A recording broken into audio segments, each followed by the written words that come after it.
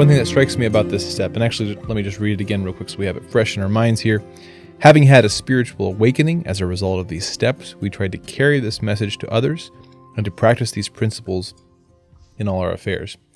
So this carrying the message to others, what strikes me, or what was striking me in this step, is how it should be part of the Christian life to have experienced change and conversion, and to be at a place where I can articulate that to myself and to other people, the difference that Jesus makes in my life.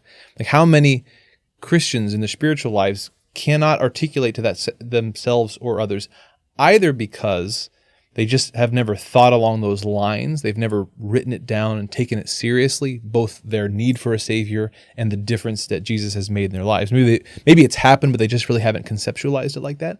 But also, in many cases, it may be that people are just kind of going to the church or their denomination or their Catholic church.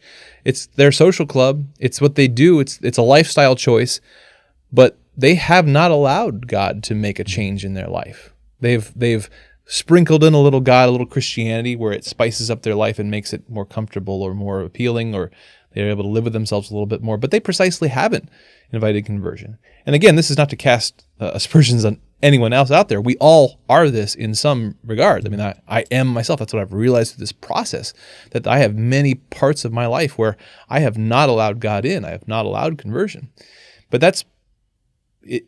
When Christ calls us to go out and make disciples and to evangelize, it's a very Christian thing to be able to say, this is the difference it made in my life. And if I can't say that, I need to examine why that is. Either I haven't allowed conversion, or I haven't allowed it sufficiently, or maybe I did way back in the day, but ever since then I've been kind of coasting. Or maybe it's happened, but I haven't really mentally engaged with the reality of how much I really needed God and what He actually did.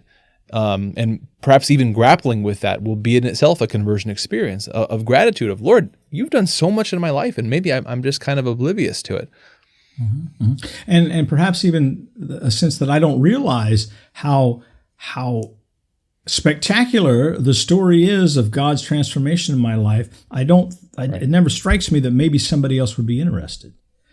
And when I stop to think that I have a story to tell, that my story is important, that God's created me for a purpose, and I can share that story. I don't have to compare it to yours. I simply share the story with others, that this is what my life was like, this is what happened in terms of Jesus, and this is what it's like today. And the person that I was, I guess I'm the same person I was 30 years ago, but I've changed, right? I mean, it's that paradox. Yeah. That so I guess the way to say it, right, I'm not the same person that I was in some sense. You understand what I'm trying to say. Mm-hmm. But because of this relationship with the Lord, I look at the world in very different ways. And that's important to let other people hear, because it's in the telling of the story that the transformation happens.